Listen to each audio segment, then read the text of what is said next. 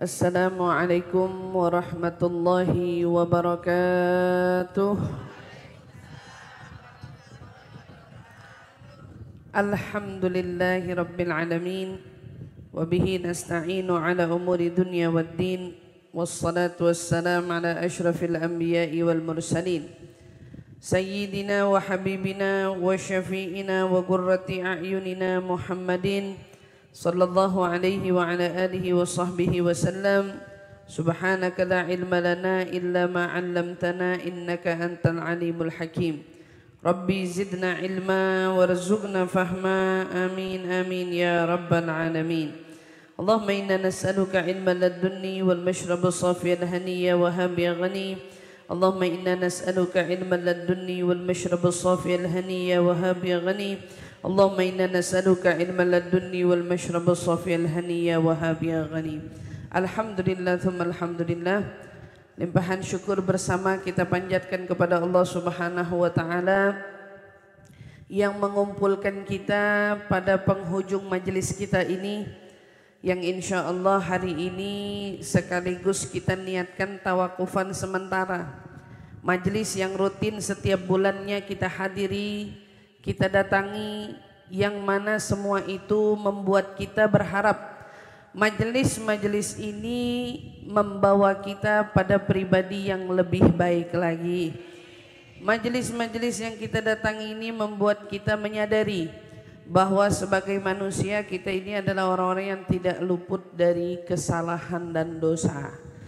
Karena semakin hari hidup kalau ngerasa udah lebih benar bahaya. Yang benar itu makin hari ngerasa kalau diri kita itu dipenuhi dengan kekurangan.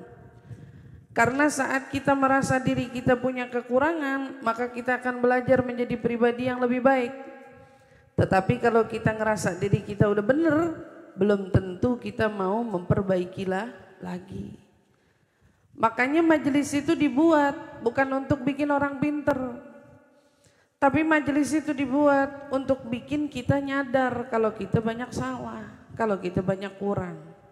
Apalagi alhamdulillah kita masuk di antara salah satu bulan yang dikenal dengan bulannya istighfar, yaitu bulan Rajab. Di mana bulan Rajab itu emang tempatnya kita nyadarin kesalahan.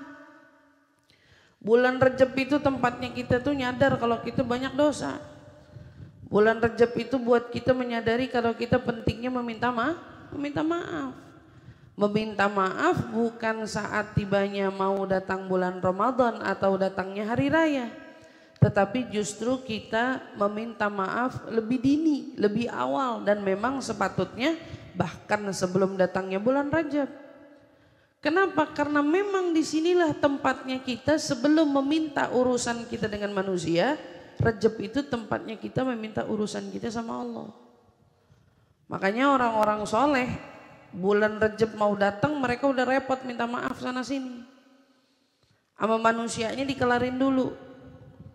Kenapa? Karena dia tahu bulan Rajab bulannya tempat dimana kita itu mau ngurusin urusan kita sama Allah. Dosa-dosa kita, salah-salah kita, kekurangan-kekurangan kita, yang mana selama kita hidup namanya manusia, sama orang banyak salah, apalagi sama Allah.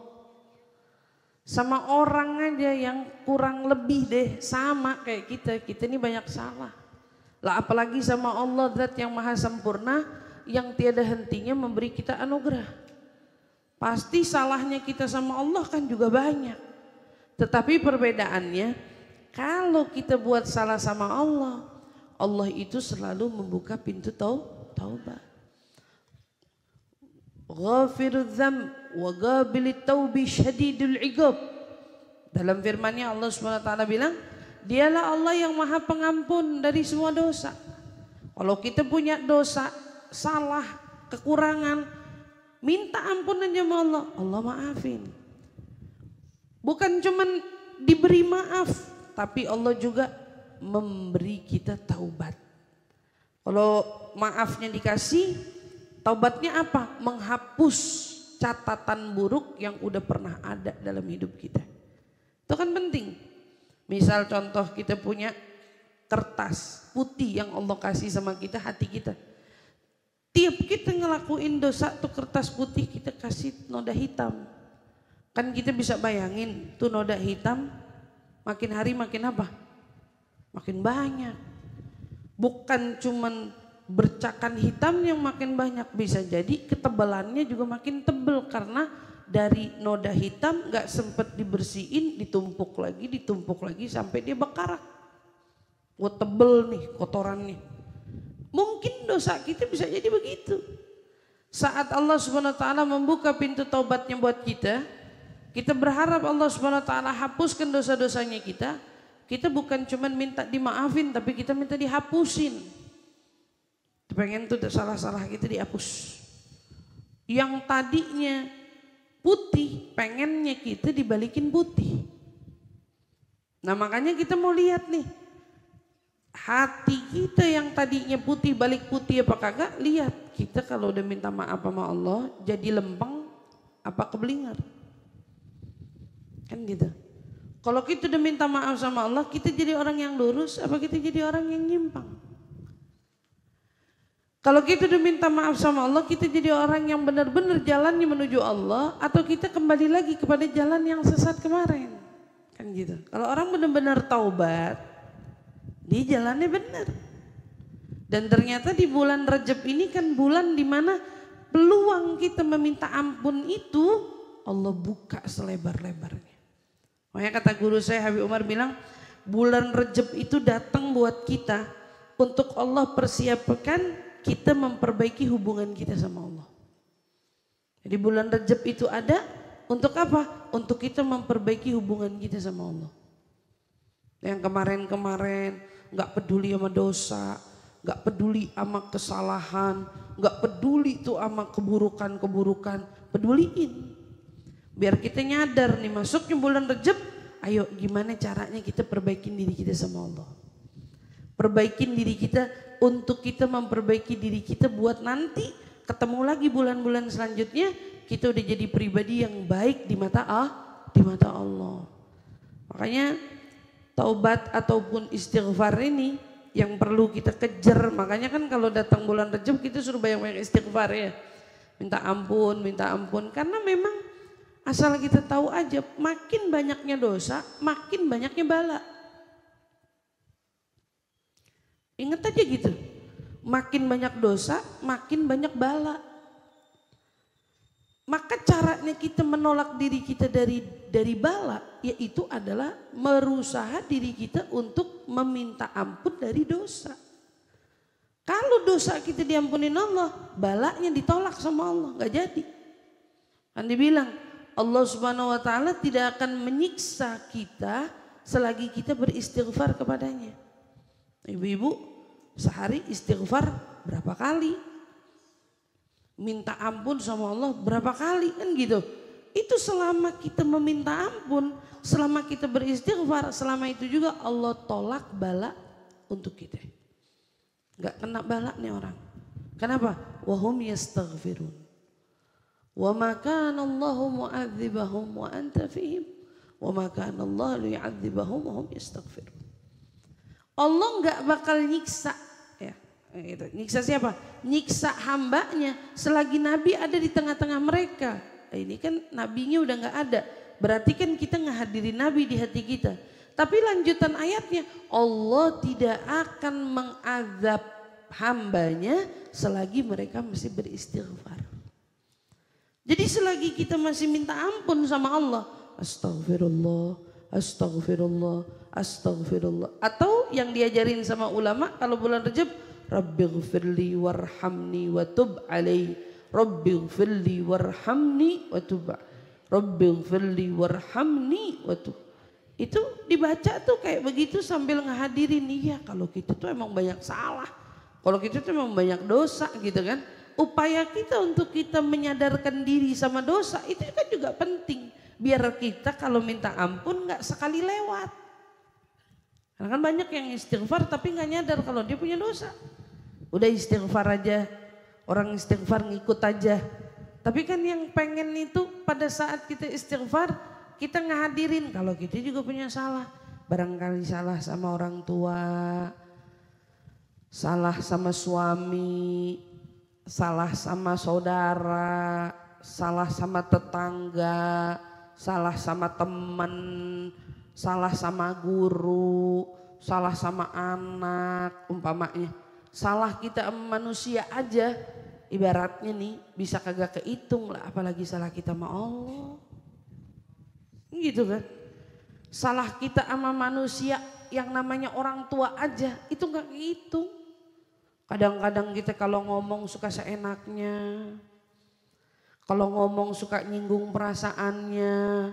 Kadang-kadang yang begitu aja kita gak sadar. Kan gitu banyak. Begitu juga sama pasangan.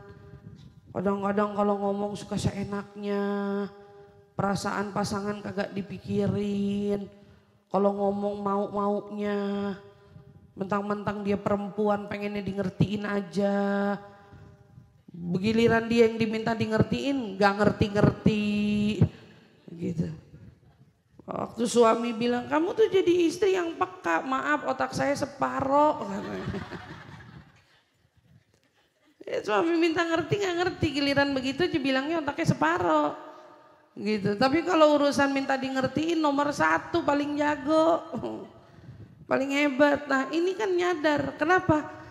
Karena orang itu dalam hidup pasti paling banyak punya salah sama orang yang tinggal dekat sama dia.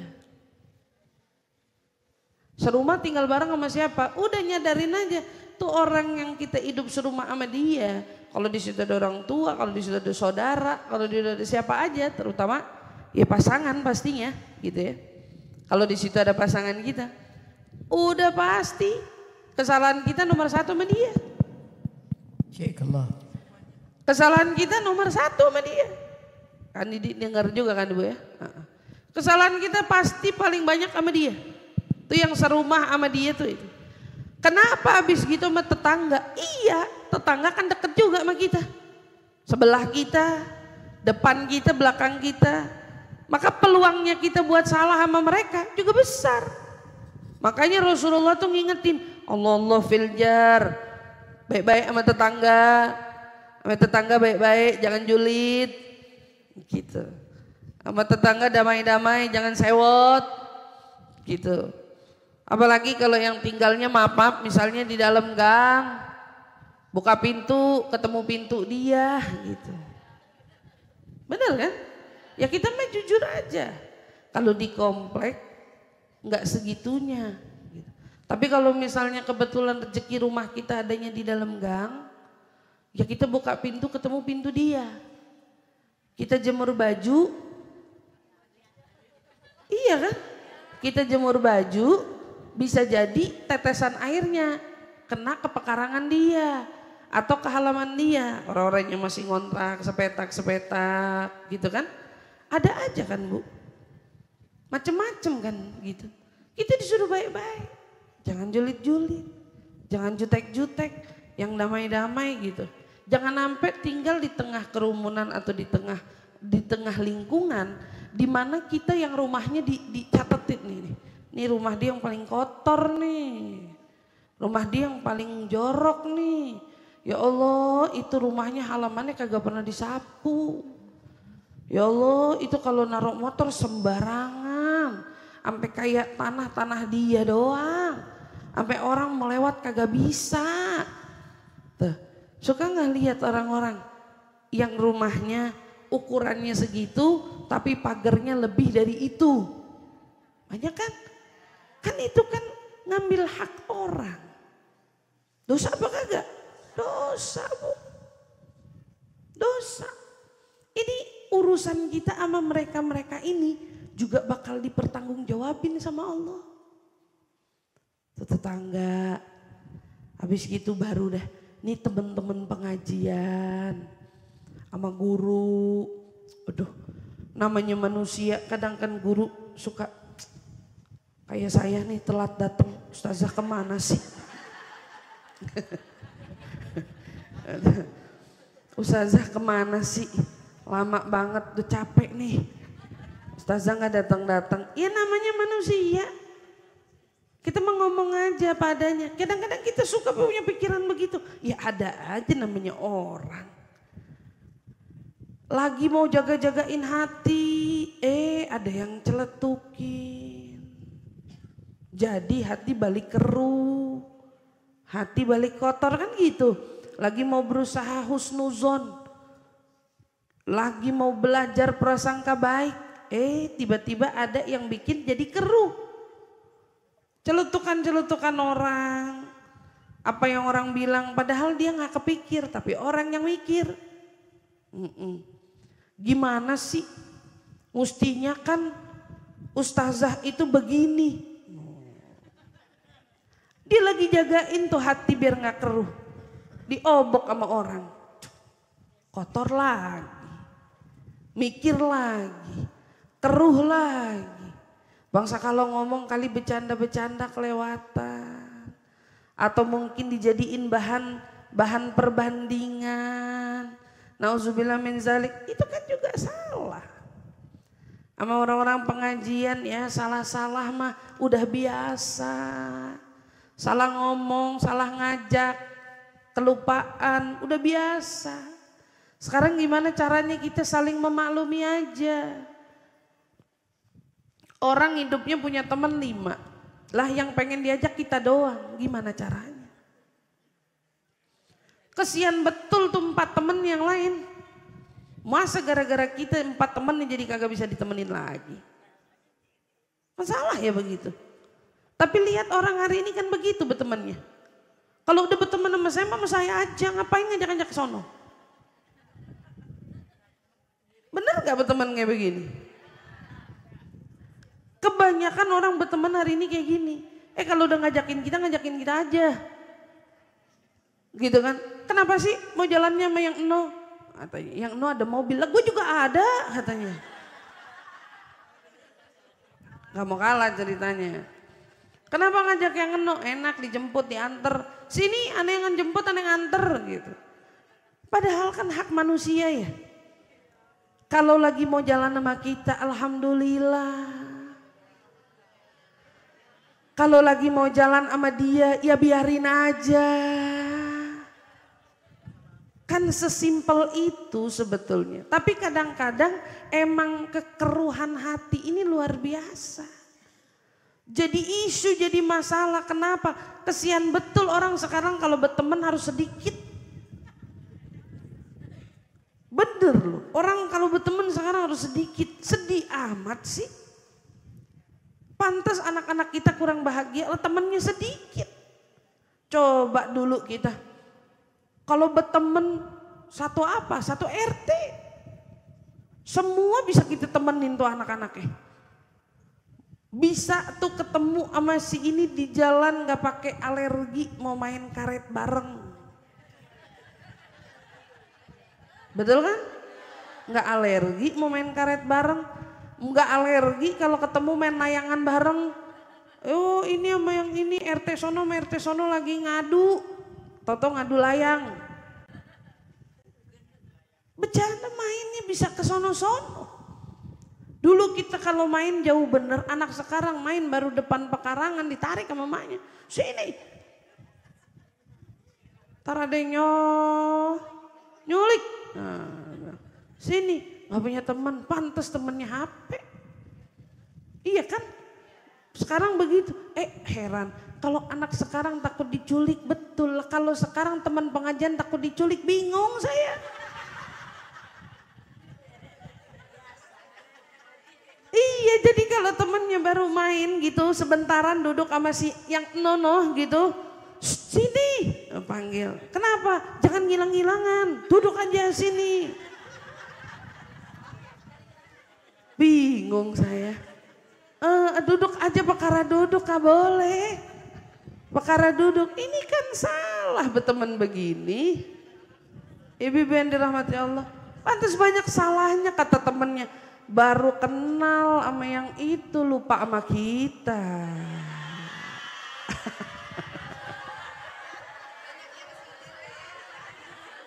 Iya.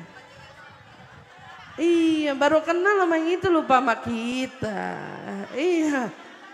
Kita dilupain. Ada dua kemungkinan, yang ngomong lupa sama kita, yang nggak rela temennya berteman sama yang lain. Iya, bukan berarti bener juga kan yang begitu. Bisa jadi dia yang nggak betah temennya berteman sama yang lain. Berarti kan yang posesif dia, gitu kan. Nah makanya santai aja, nih orang pengajian banyak gitu. Mau nyaman sama berapa orang juga boleh, nyaman sama satu orang boleh. Tapi bukan berarti sampai kagak kenal sama yang lain. Bukan berarti sampai nggak bisa bergaul sama yang lain. Bukan berarti juga sampai nggak bisa saling sapa menyapa dengan yang lain.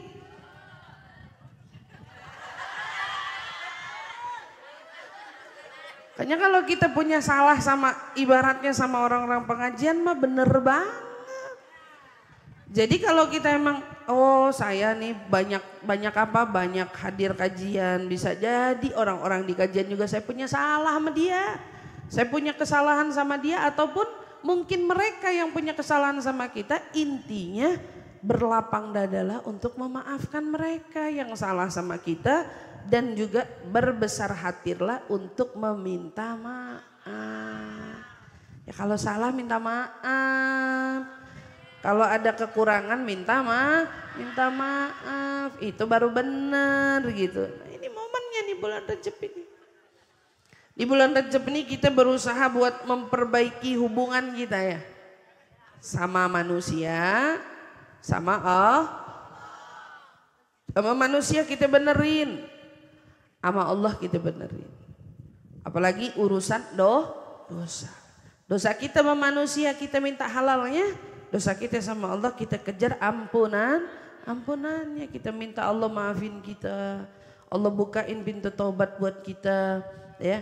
Dulu Abu Yazid Al-Bastami rahimahullah ta'ala pernah satu ketika di kampungnya dengar ada perempuan gak baik. Jadi ada perempuan cantik banget, itu rumahnya sama dia, pintu rumahnya tuh ibaratnya diablakin sama dia. Emang dia kerjaannya maaf memajang dirinya buat orang-orang itu lalu lalang lihat dia gitu. Jadi emang kerjaannya maaf gak bener. Jadi siapa aja orang diperkenankan datang ke rumah dia gitu untuk tidur sama dia. Ini perempuan di zamannya Abu Yazid Al-Bastami. Satu ketika, ini perempuan cantik gitu ya, ini perempuan cantik. Satu ketika Imam Abu Yazid Al-Bastami rahimahullah datang ke rumah dia, duduk di depan pintu rumahnya. Karena udah umum orang laki yang datang ke situ biasanya mau tidur sama tuh perempuan. Maka Imam Abu Yazid Al-Bastami begitu datang pun, ini pelayan yang ada di rumah tuh perempuan gitu ya, ngelihat lah itu kan ulama, ngapain dia datang ke sini? Gitu, ngapain dia datang ke sini? Disampaikan ke siapa? Ke perempuan itu yang cantik itu loh. Ada siapa kata si perempuan? Ada ulama duduk di depan. Kata si perempuannya bilang suruh masuk aja. Ulama kan juga manusia katanya dia bilang. Masuk Abu Yazid Al-Bastami ke rumah tuh perempuan. Dipersilakan masuk ke tuh perempuan. Maka perempuan itu ditanya, kamu semalamnya berapa? Dijawab sama tuh perempuan, semalamnya saya 100 dinar. Dikeluarin duitnya sama Imam Abu Yazid Al-Bastami 100 dinar gak nyisa di kantong. Habis nih 100 dinar. Perempuan ini kan profesional pekerjaannya. Oh ya udah, kamu mau saya ngapain? Kata tuh perempuan bilang. Diambilin kantong, ada baju. Ilustrasinya lah kurang lebih ya. Kalau perempuan itu misalnya pakai bajunya seksi, ngablak ya. Ternyata Imam Abu Yazid Al-Bastami udah punya baju lain. Abaya, gamis, cakep gitu ya. Mesti. Kata Imam Abu Yazid, pakai baju ini malam ini. Malam pakai baju ini ya. Dipakai sama tuh perempuan. Begitu Imam Abu Yazid lihat tuh perempuan udah pakai baju rapi. Kalau kita bilang udah pakai baju syar'i. Nah gitu ya, tuh perempuan udah pakai baju syar'i. Imam Abu Yazid doa, ya Allah saya sudah mencoba memperbaiki penampilannya. Maka sekarang urusanmu untuk memperbaiki batinnya. Lihat upayanya orang soleh ya. Sedih kalau ngelihat ada orang yang jalannya gak benar. Maka Imam Abu Yazid itu bukan mau tidurin tuh perempuan. Tapi dia kepengen dakwahin, kan kalau dinasehatin kagak bakalan kena yang begitu model. Maka satu-satu solusinya belagak deh mau tidurin dia. Gitu. Belagak mau tidurin dia, ngasih upah sama dia karena emang dia maunya digituin. Tapi yang dilakuin berbeda dengan lelaki umumnya.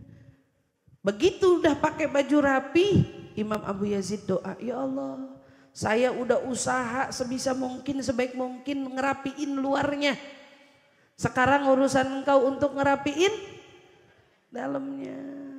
Perempuan itu begitu dengar ketulusannya doa dari seorang Imam Abu Yazid Al-Bastami, perempuan itu bilang, baju ini jangan kau minta untuk ku kembalikan. Jangan nih. Biar baju ini jadi baju saya aja, gak usah dibalikin lagi. Udah. Seketika itu juga perempuan itu taubat. Seketika juga itu doanya Imam Abu Yazid Al-Bastami itu betul-betul masuk dan menjadi perubahan bagi dirinya tuh perempuan. Ibaratnya mungkin kalau perempuan bilang selama ini lelaki datang niatnya buruk sama saya. Bisa ada laki-laki datang mau memperbaiki saya. Kan gitu ya.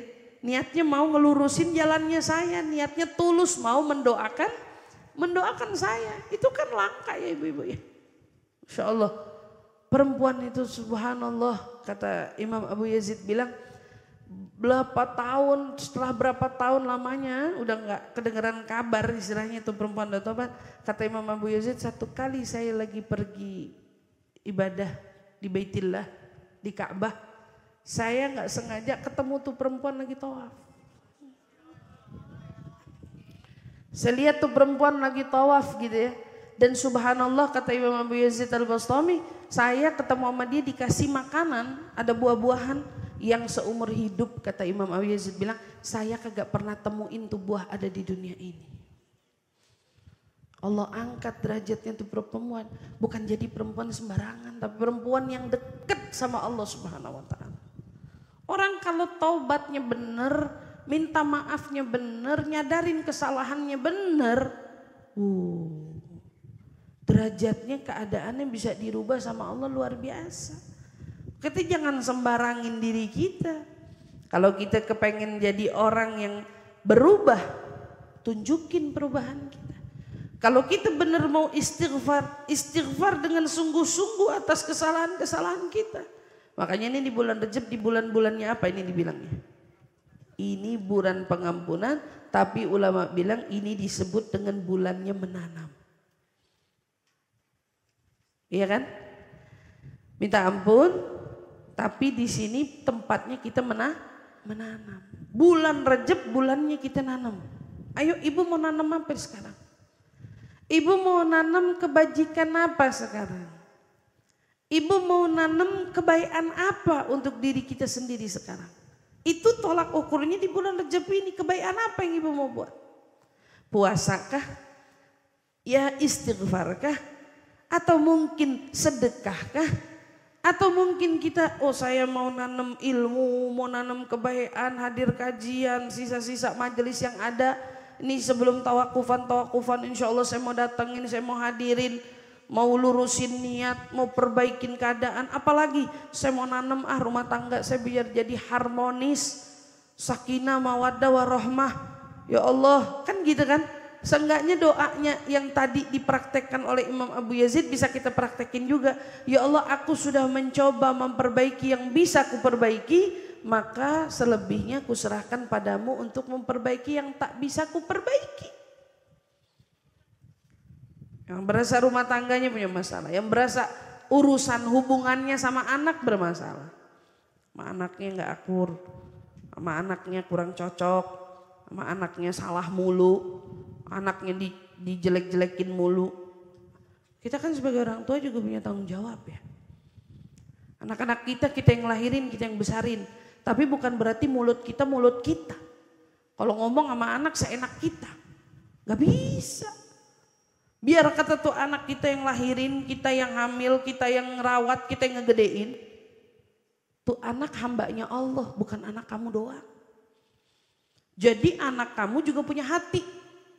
Anak kamu juga punya perasaan yang harus kamu jaga. Kalau ngomong sama anak jangan sekata-kata.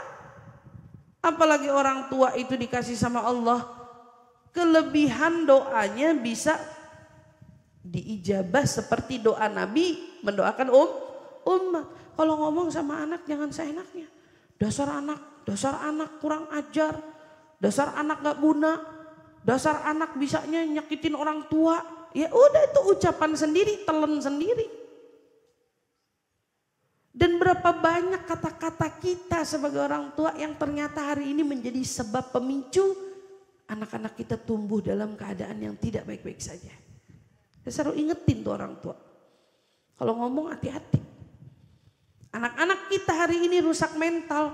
Mungkin bisa jadi disebabkan oleh gadget, disebabkan oleh zaman, disebabkan oleh apa-apa. Tapi asal ibu-ibu tahu ya, kerusakan anak-anak kita hari ini pemicu utamanya itu karena mulut orang tua yang kagak dijaga sama mereka. Mulut, kalau ngomong seenaknya. Itu anak-anak kita mentalnya pada kena tuh gara-gara apa? Sebelum itu anak-anak ketemu guru, ketemu temen, dia ketemu orang tuanya dulu. Di rumah yang dihadapin orang tuanya dulu. Yang diketemuin orang tuanya dulu. Kalau orang tuanya bijak ngomongnya, insya Allah anaknya gedenya baik-baik aja. Tapi kalau udah ketemu sama orang tua, kalau ngomong gak bisa dijaga, astagfirullah, pantes. Hari ini banyak anak yang lari ke gadget, lari ke teman-teman, lari ke pergaulan salah, lari ke tawuran, lari ke ini. Ternyata ada unsur penyebab utama dari mulut orang tua. Mulut orang tua dijaga. Kalau bulan Rejab disebut bulannya nanam, maka nanti Sya'ban bulannya menyiram kan gitu. Berarti Bu, sistemnya menanam itu, nanam ya, nanam, nyiram, terus tumbuh. Berarti dia menuai, ya gitu ya. Boleh nggak? Bisa nggak kita menuai tanpa nanam? Ada nggak yang bisa menuai sesuatu tanpa nanam, tanpa nyiram? Nggak ada kan? Berarti tiga hal ini saling keterikatannya kuat. Kalau nggak nanam, nggak nyiram. Kalau nggak nyiram, nggak nuai. Gitu aja kan. Jadi jangan nanti, oh saya kalau Rejab ini belum bisa nanam. Ntar aja saya ngikutnya di Sya'ban, ikut nyiram. Yang nyiram apa, nanam kagak? Loh betul loh. Mau nyiram apa orang nanamnya aja kagak. Terus nanti Ramadan baru mau nuai, apa yang kau tuai? Orang Rejabnya kagak nanam, Sya'bannya kagak nyiram. Masya Allah. Bayangin aja, terus tiba-tiba Ramadan, saya nih masih lagi sibuk-sibuknya nih bulan Rejab. Sya'ban juga, ntar Ramadan udah baru tumak nina, telat. Di tengah-tengah Ramadan kudunya kita nuai, kagak nuai apa-apa. Sebabnya apa nggak nuai? Lah itu tadi masalahnya. Ada yang kelewat, nanem kagak, nyiram kagak, toto mau nuai punya siapa?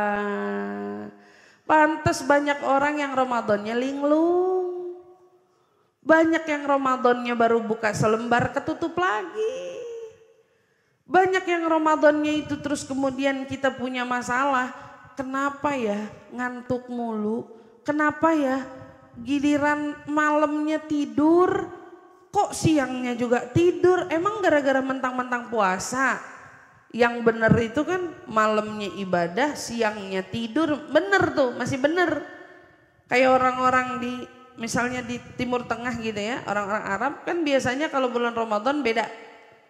Siang jadi malam, malam jadi kehidupan mereka berganti gitu ya.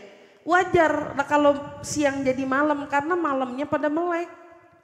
Lah kalau di sini malam merem, siang merem. Gimana coba? Merem mulu, kebanyakan tidur. Pantas ulama salah satunya doakan, Allahumma barik lana fi Rajab wa Sya'ban wa ballighna wa a'inna 'ala siyam wal qiyam wa qiraatul Qur'an wa qalil minal kalam wal manam wa ta'am. Ya Allah, minta doanya, ya Allah bantuin berkahin saya di bulan Rajab, di bulan Sya'ban, sampein umur kita ketemu bulan Ramadan. Habis gitu kita minta apa ya Allah, bantuin kita buat apa? Buat nyedekitin ngomong, nyedikitin tidur, nyedikitin nyedikitin makan. Jadi saya bilangin, Ustazah emang saya kasih contoh ya, saya kalau puasa emang kayak ada sesuatu di dalam molekul tubuh saya yang turun. Kalau puasa, jadi bawaannya lemes, nggak tahu kenapa. Lemes nih katanya, sampai ke dokter loh Bu nanya. Kenapa? Karena menurut saya itu nggak wajar. Ternyata zat besi saya kalau lagi puasa itu turun. Gitu kan? Itu saya akuin. Itu bisa on diajak ngomongnya itu di atas jam 1. Jam 1 baru bisa ngajak saya ngomong. Kalau orang rumah udah hafal banget. Jam 1, jam 2. Habis gitu udah gak bisa ngomong lagi. Sampai azan. Gak usah ngomong. Kalau gak ngapa-ngapain. Makanya kalau pengajian di Ummul Batul, begitu ituan saya lawan di waktu asarnya saya berkegiatan ngajar. Berkegiatan apa? Itu bentuk perlawanan saya. Karena kalau saya di rumah, muka saya bisa merah, gak bisa diajak ngomong, udah kayak ayam kuluyu, udah gitu. Gak bisa ngomong, bener. Gantinya, saya gak kepengenan malam itu tidurnya cepet-cepet. Karena saya tahu, paginya saya gak bisa melek. Gak mau melek juga gitu, gak mau melek karena gak bisa. Tapi saya salut sama orang-orang yang puasa. Dengan mereka berpuasa masih bisa berkegiatan. Sampai hari ini loh Bu, saya doa minta sama Allah begitu. Minta dikasih kekuatan itu. Pengen ngerasain bisa berpuasa itu. Dan punya kegiatan seperti wanita-wanita pada umumnya di luar sana. Karena sayanya iri sama mereka. Enak ya, bisa puasa kagak lemes. Tapi semua itu pasti ada hikmah. Jadi ibu-ibu kalau ada yang kayak saya. Misalnya ada yang kayak saya, kita harus punya usaha lebih. Kalau malam kita ngapain? Jangan diikutin malamnya merem, siangnya merem juga. Kita gak dapat apa-apa Bu Ramadan, kecuali merem, kecuali tidur. Loh iya bener, kita bisa gak dapat apa-apa itu. Kalau seumpamanya kita biarin itu terus berjalan begitu. Tapi makanya kesempatan momen kita tawakufan sementara ini kan biar ibu-ibu ibadahnya makin getol. Ibadahnya makin rajin, ibadahnya makin semangat. Insya Allah jadi tidak terfokuskan dengan hal-hal lainnya. Kecuali udah selama 1 tahun saya ngaji ke sono kemari. Suami ketinggalan, anak ketinggalan, rumah ketinggalan. Ya kita mah jujur aja Bu, pasti ada yang ketinggalan misalnya gitu ya. Ya kalau suami udah nggak ada, ibu-ibu yang begitu bah udah merdeka deh gitu ya. Tapi kalau yang masih ada ibaratnya kan berarti ada yang kesekip lah pasti. Mungkin masakannya, mungkin apa. Maka momennya Ramadan itu totalitasin dah. Momennya libur ya ditotalitasin deh. Jadi ibu beneran yang meraktekin ilmu, yang meraktekin ilmu yang selama ini kita pelajarin. Jadi emang benar-benar itu dibuat untuk kita memfokuskan diri kita kepada Allah Subhanahu Wa Taala dan juga kepada orang-orang di sekitar kita. Jadi kalau kita benerin yang di dalam, belajar juga benerin nama tetangga. Makanya Rasulullah selalu bilang, ntar nih momennya kita kalau masak-masak sering inget-inget tetangga. Apalagi kalau udah masuk bulan suci Ramadan, bikin kolak kirim tetangga. Hari ini bisa bikin kolak ngasihnya yang ke kanan, nanti besok ngasih yang kiri, nanti besok lagi ngasih yang depan, ngasih lagi yang belakang, dan begitu seterusnya ya. Ingat-ingat Bu, ntar kalau lagi bikin, ya Allah iya ya, kita pernah nggak ya ngirimin RT? Rumahnya di mana ya Pak RT ya? Iya ya kan saya kan warganya, nggak bisa kirimin presiden, kirimin RT, kirimin guru, gitu loh. Orang tua kita mau gimana juga pokoknya ingat untuk berbagi kepada mereka. Baru nanti alhamdulillah kita mau dekat lebaran mulai berbagi hadiah. Saya tidak menafikan berbagi hadiah bentuk kesalahan. Karena orang sekarang emang perlu dibangun kesadarannya buat ngasih. Ya, buat ngasih karena kalau orang dulu dikit-dikit berbagi, orang sekarang saya nggak mau bilang pelit. Enggak, orang sekarang ngitung. Apa-apa dihitung. Jadi saya bilang kalau nggak bisa ngasih hadiah di momen bahagianya mereka, beri hadiah di momen bahagia kita semua. Kan kalau lebaran bahagia kita. Kalau hadiah yang bahagianya dia adalah hari ulang tahunnya. Nggak bisa ngasih ulang tahunnya, kasih hari lebaran hari lebaran kita kasih hampers. Kalau orang sekarang keren lah bahasanya.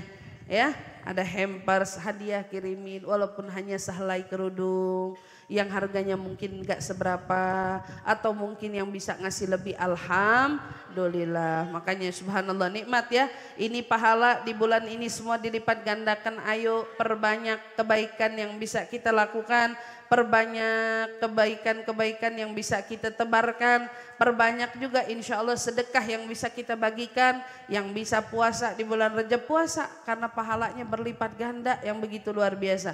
Sehari kayak puasa 30 hari. Ini kan bulan hurum ya Bu ya. Ini bulan hurum, maka begitu juga dosanya. Diingetin, dosa di bulan Rajab ini yaitu dosa yang juga dilipat gandakan. Dosanya dilipat gandakan oleh Allah Subhanahu wa taala. Maka guru saya mengingatkan, Baba Nur ngingetin gini. Kalau ada yang nggak bisa puasa full di bulan Rajab, setidaknya puasalah di 10 jadi jarak 1 sampai 10 itu salah satunya sehari. Ntar dari 10 ke 20 salah satunya sehari. Ntar dari 20 ke 30 salah satunya sehari. Jadi kita puasa berapa? 3 hari. Jadi puasa 3 hari. Usahain begitu. Jadi seenggaknya di bulan Rajab ada 3 hari yang kita puasa. Mudah-mudahan Allah Subhanahu wa taala kasih kita kesehatan, keafiatan. Saya selaku guru tetap mengajar di majelis ini mohon dibukakan pintu maaf yang sebesar-besarnya. Bila selama mengajar rangkaian bulan-bulan yang saya datangi ada kesalahan yang sengaja maupun yang tidak disengaja, ibu-ibu kiranya mohon dibukakan pintu maaf yang sebesar-besarnya. Maafin gak Bu? Buat ibu-ibu juga kalau ada yang punya salah sama saya, udah saya maafin semuanya. Insya Allah kita sama-sama saling maaf, saling lapang. Insya Allah mudah-mudahan semuanya menjadi ringan untuk kita jalankan ketaatan di mata Allah Subhanahu wa taala. Amin ya rabbal alamin. Cukup sekian dari saya. Terima kasih untuk segala perhatian. Kurang lebihnya mohon dibukakan pintu maaf yang sebesar-besarnya. Wal afu minkum. Wassalamualaikum warahmatullahi taala wabarakatuh.